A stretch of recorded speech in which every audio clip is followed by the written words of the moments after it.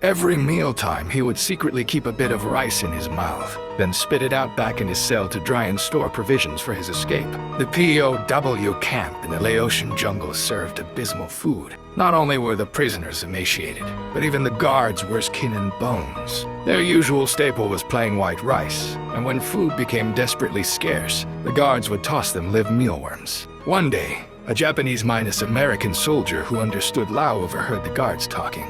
It turned out these guards were also starving and wanted to return to their villages for food. They planned to march all the prisoners into the jungle, shoot them dead, then report it as fugitives killed while escaping. The POWs panicked when they heard this staying meant certain death. They decided to act the next day. Fortunately, Dieter Dingler, a pilot in their group, had been secretly planning an escape for months. At noon that day, taking advantage of the guards' mealtime, Dieter used a small mirror to check outside the cell. Confirming no one was watching, he immediately sprang into action.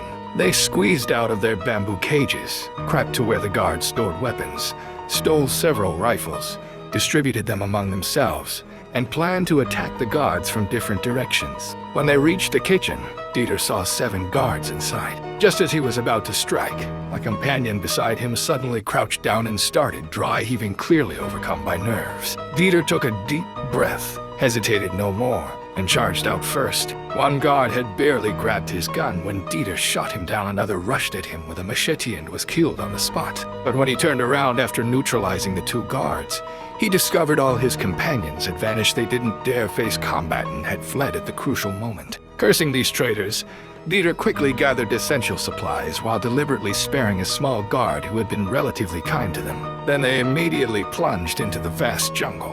Entering the jungle, the real survival battle had just begun. Fortunately, the dried rice they'd hidden earlier came in handy, barely enough to stave off hunger.